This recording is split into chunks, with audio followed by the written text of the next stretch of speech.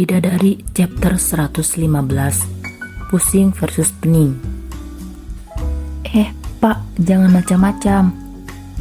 Baru bangun tidur sudah diperlakukan seperti ini, rasanya Aida berasa seperti mimpi. Tapi Aida sadar, dirinya tak akan membiarkan semua ini terjadi meski hanya mimpi. Macam-macam pada istriku sendiri tak masalah kan? Bapak minta aja sama kekasih bapak tuh, jangan ke saya, jauh pak. Sontak kedua telapak tangan Aida pun mendorong seseorang yang wajahnya sudah kurang dari 15 cm lagi mendekat. Tapi, lepasin pak. Aida berusaha menggerakkan tangannya yang kini pergelangan tangannya itu dipegang oleh Reiko. Jangan dorong aku dengan tanganmu, nanti sakit. Biarin aja, yang penting saya nggak mau sama bapak. Dalam mimpi pun saya nggak mau. Pak, menjauh. Aida tetap masih berusaha untuk mendorong Reiko. Dan kini dia mau menggerakkan lututnya juga untuk menyerang Reiko. Hahaha, sudah. Sakit semua lagi nanti badanmu. Sekuat apapun kamu ronta dan menolakku, tetap saja tenagaku lebih kuat darimu. Aku tahu dia hanya menjadikanku mainannya sekarang. Enaknya dia tertawa setelah membuatku ketakutan setengah mati. Dan kini Reiko memang tertawa geli, sampai wajahnya memerah. Tapi dengan posisinya yang sudah duduk tegak lagi di samping Aida, dia juga sudah melepaskan kedua tangan Aida dan tidak lagi menyentuh tubuh Aida. Senang pak, senang sampai kelawanya begitu, kesal Aida. Reiko mengangguk dengan matanya yang melirik pada Aida. Jadi bagaimana kita melakukan programnya kalau aku tidak bisa memasukkannya ke dalam milikmu? Sudahlah pak, jangan bercanda lagi pak, kesal Aida. Kamu pikir aku bercanda? Alah, udahlah. Aida berusaha mengubah posisinya jadi duduk. Mukamu merah begitu? Mana ada? Aida yang panik dibilang begitu, dirinya langsung mencoba mencari cermin dan melihat wajahnya yang dipantulkan cermin. Hahaha. Dan terus-terusan sajalah dia ngakak gitu melihatku. Apa dia pikir ini lucu? Dia pikir aku menyukainya kah? Aku hanya khawatir saja pada diriku sendiri, bukan aku punya rasa padanya. Seru hati Aida menahan diri. Kamu pikir aku benar-benar menyukaimu dan menginginkanmu untuk tidur denganku begitu? Sindir Reiko saat Aida kini sudah tidak lagi dalam posisi tiduran dengan kakinya yang masih berselonjoran dan Reiko masih duduk di pinggiran sofa yang sama yang tadi ditiduri olehnya. Saya yakin 1000% Bapak tidak menyukai saya. Tapi bisa saja Bapak mengerjai saya dan melakukan itu hanya untuk bersenang-senang, bukan? Ingin menghancurkan hidup orang lain. Sindir Aida yang membuat Reiko manggut-manggut. Kamu yang menghancurkan hidupku dengan tindakan bodoh menyentuhmu, Protes Reiko sambil mencibir. Kalau aku melakukan itu denganmu, maka yang ada aku dan Brigita akan benar-benar selesai. Hubungan kami akan berantakan, dan seumur hidup aku akan merasa kecewa sudah menyakitinya, dan tidak akan pernah puas dengan dirimu, dan tidak akan pernah bahagia dengan keluarga yang akan kita bangun, karena dalam hatiku hanya ada Brigita. Dan kini Reiko menepuk-nepuk lagi dadanya sambil menyelesaikan kalimat terakhirnya. Kalau tidak gara-gara kamu, aku sudah bisa menikah dengan Brigita. Seru Reiko lagi sebelum Aida merespon. Makanya pak, kalau suka sama orang tuh bilang baik-baik ke orang tua. Jangan mau dinikahkan sama orang lain yang gak bapak cintai. Repot sendiri kan sekarang, keluh Aida. Yang ada sekarang aku juga jadi keseret-seret begini. Padahal hidupku sudah baik-baik di kampung. Kalau tidak ada pernikahan ini bagaimana kamu bisa membiayai adikmu sekolah? Ya ndak tahu. Aida mengangkat bahunya lagi. Tapi kalau memang adikku sudah ditentukan Tuhan bisa sekolah, ya jelas akan ketemu jalannya kok pak. Jawab Aida yang yakin sekali selalu ada jalan jika memang Tuhan ingin berkehendak. Diamlah.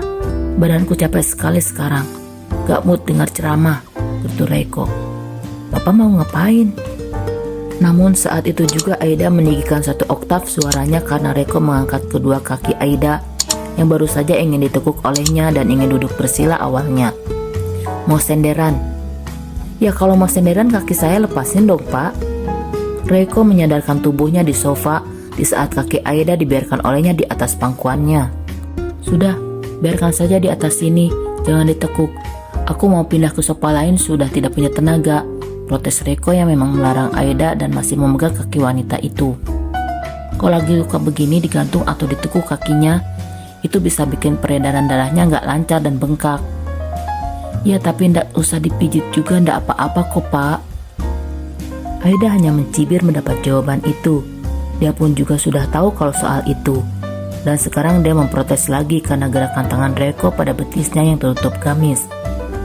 Tadi kamu tidurnya memang terlentang, tapi agak miring. Kaki kananmu ini ketindih dengan kaki kirimu. Tuh lihat agak sedikit bengkak kan? Ini kan masih diobatin. Seharusnya kamu tidurnya terlentang aja, jangan ada beban di kakimu. Seru Reiko yang membuat Aida tak tenang. Nah, terus Bapak sekarang mau ngapain? Udah gak usah dipijitin, saya gak sakit kok Pak. Katanya Bapak capek. Masih banyak kerjaanku juga nih. Tapi bentar dulu lah. Aku udah lama banget gak pernah ngebersihin rumah, gak pernah masak, gak pernah kerja fisik. Kepalaku pening, ucap Reiko yang satu tangannya masih memijat kaki kanan Aida, tapi satu tangannya lagi yang kanan memijat dahinya sendiri. Nanti aku akan mengangkatmu ke kamar. Reiko bicara sambil menyandarkan kepalanya di sandaran sofa dan memejamkan matanya sejenak setelah dia menghempaskan napas dengan tangan kanannya yang masih memijat dahinya. Pusing Pak? Gak, cuma pening. Iya, pening sama pusing kan sama aja Pak. Bedalah pusing dan pening, tulisannya aja beda. Ih. Aida tak terima dan kini ekor mata Reiko melirik padanya sambil bicara. Pusing itu tuh dia sensasinya kayak berputar-putar kepala kamu. Makanya banyak orang bilang pusing 7 keliling. Ya karena emang muter. Sedangkan pening itu sakit, nyeri di kepalaku. Ngerti? Itu beda. Jelas Reiko, dan sebenarnya Aida sama sekali tidak pernah memikirkan tentang perbedaan ini. Menurutnya itu dari dulu sama saja. Ah, terserah Bapak aja lah. Lalu dia menghempaskan napas pelan, malah berdebat dengan Reiko. Tapi tangannya udah Pak, gak usah mijitin saya lagi gitu. Tapi pijitanku ini mendingan kan? Ya minimal peredaran darahmu lebih lancar. Iyalah, terima kasih ya Pak. Aida menimpalinya biasa saja, karena memang harus bagaimana lagi. Tapi sebetulnya sih aku risih diperlakukan begini. Cuma ya sudahlah, biarkan saja, yang penting dia tidak melakukan hal yang macam-macam padaku. Dan aku juga tahu dia mencintai kekasihnya. Mungkin dengan begini kami bisa berteman, pikir Aida. Habis dia tidak tahu lagi harus berpikir bagaimana untuk menenangkan hatinya.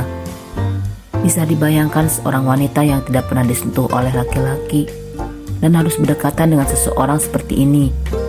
Jelas sebenarnya ini tidak nyaman, tapi wanita itu sangat profesional sekali. Dia berusaha menggunakan logikanya di atas perasaannya, dan ini memang bertentangan dengan sikap wanita pada umumnya. Sungguh sebuah cara berpikir yang sangat sulit untuk Aida terapkan dan harus menahan perubahan emosinya. Ais, remuk rasanya badanku nih, tapi masih banyak lagi kerjaanku. Gerutu Reiko kemudian yang hanya istirahat sebentar seperti itu, dan kini dirinya sudah duduk tegak lagi dan melirik pada Aida. Istirahatlah Pak. Sebentar, aku mau keluarkan sampah dulu, setelah itu baru aku akan membawamu ke dalam kamarmu. Oh iya, kemarin saya lupa ngangkut sampah Pak. Ya, sampah belingnya itu sudah kuurus, Reiko menjawab cepat.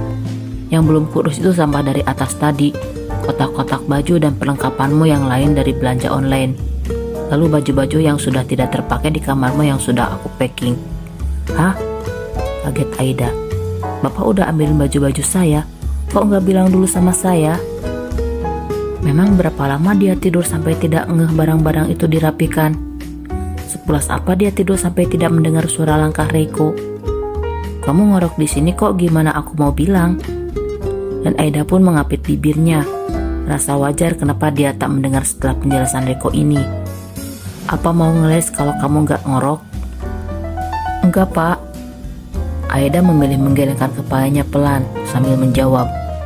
Tahu kalau kamu ngorok, apa tidurmu setiap malam juga begitu? Kakakku Aisyah yang pernah bilang kalau aku lagi kecapean itu tidurnya ngorok. Tapi gak tiap malam kayak gitu sih katanya. Maaf ya Pak. Dia tidak mencoba untuk membela dirinya kah? Kenapa juga dia harus jujur padaku? Setahu Reiko, orang itu kalau dibilang tidurnya mendengkur pasti mereka akan mencoba membela dirinya dan baru mengaku kalau diberikan rekaman suara. Tapi Aida kenapa berbeda? Bagus deh kalau kamu nyadar. Coba periksa bantal itu ileran gak? Kalau sampai ileran itu harus dicuci juga. Hihihi, saya tidurnya emang kadang ngorok pak. Tapi saya nggak sampai ileran kayak gitu, apalagi saya tidurnya tadi kan telentang. Kata bapak juga. Kecuali kalau saya tidurnya miring banget tuh. Tapi saya nggak pernah ileran sampai bikin banjir. Di rumah juga bantal saya wangi pak, swear. Ya sudah, diam dulu di sini, aku akan membawamu ke kamar nanti. Reko tak ingin memperpanjang pembicaraan, karena dia memang harus mengerjakan banyak hal. Dan kalau ngobrol terus kapan dia selesai? Reko baru ingin berdiri, tapi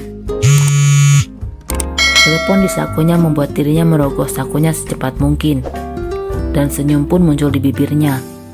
Jangan bicara satu kata pun. Diam di sana dan jangan menggangguku.